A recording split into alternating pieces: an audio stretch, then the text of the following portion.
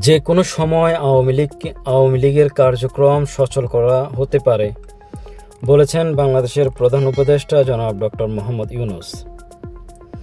তিনি মূলত বাংলাদেশের কোনো সংবাদ মাধ্যমের সাথে এ পর্যন্ত কোনো ধরনের সংবাদ ব্রিফিং তিনি করেননি।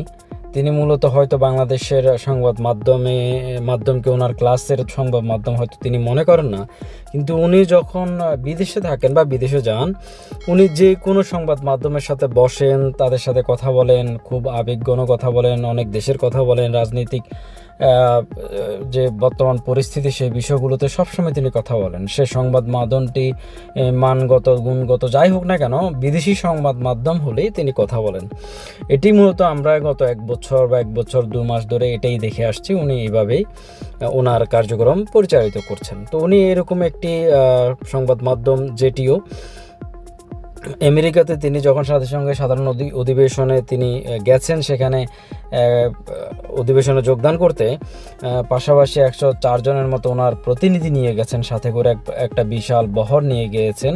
কি উদ্ধার করতে গিয়েছেন উনি ভালো জানেন। তবে উনি সেখানে জিটিও নামক একটি সংবাদ মাধ্যমেকে একটি সাক্ষাৎকার দিয়েছেন। সেখানে তিনি বলেছেন, অন্তর্বর্তীকালীন সরকারের প্রধান উপদেষ্টা অধ্যাপক ডক্টর মোহাম্মদ ইউনূস বলেছেন, বর্তমান সরকার আওয়ামী লীগকে নিষিদ্ধ করেনি।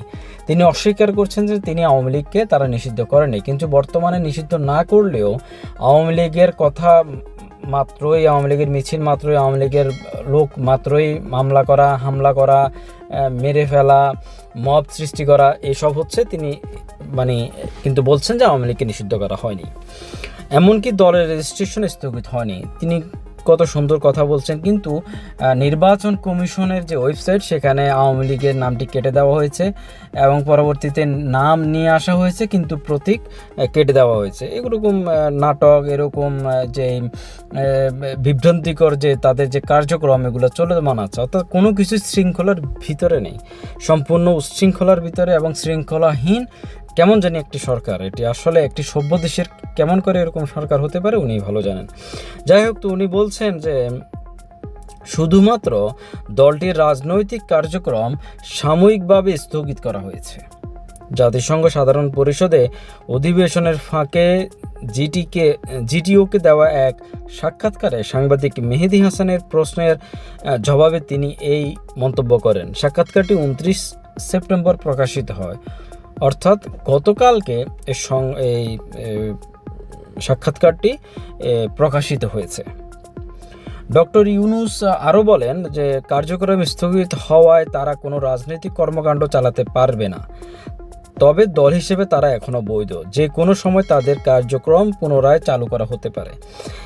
আমরা আর এই সংবাদটি পুরোটা পড়ছি না, কিন্তু এই সংবাদের পরবর্তীতে যারা জুলাই আন্দোলনের, বৈষম্য বিরোধী আন্দোলনের সামনের সারিতে আন্দোলন করেছেন, বিপ্লবী এনসিপির যে নেতৃবৃন্দ এবং বিভিন্ন ধরনের রাজনৈতিক দলের, যেমন এবি পার্টির ব্যারিস্টার ফুহাদ, তিনি এটা তীব্র প্রতিবাদ করেছেন।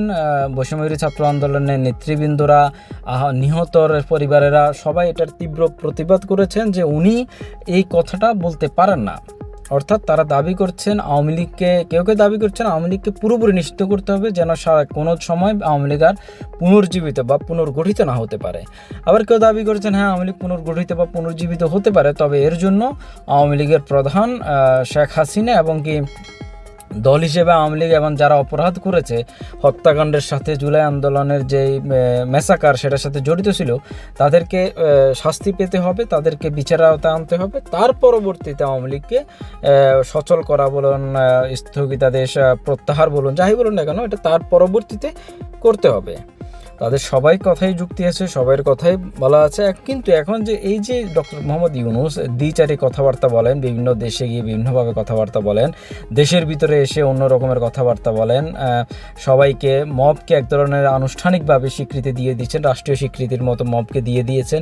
এতে করে কি আওয়ামী লীগের বড় কোনো ক্ষতি হচ্ছে, নাকি যারা এই মবের পিছনে বা ডক্টর মোহাম্মদ ইউনূসকে সমর্থন করছেন তাদের ক্ষতি হচ্ছে? আওয়ামী লীগের সাময়িকভাবে হয়তো নেতাকর্মীদেরকে হত্যা করা হচ্ছে, বিচার আওতায় আনা হচ্ছে, বাড়িঘরে হামলা করা হচ্ছে, মামলা দেওয়া হচ্ছে, বা জোর জবরদস্তিভাবে তাদেরকে চাপিয়ে রাখা হচ্ছে।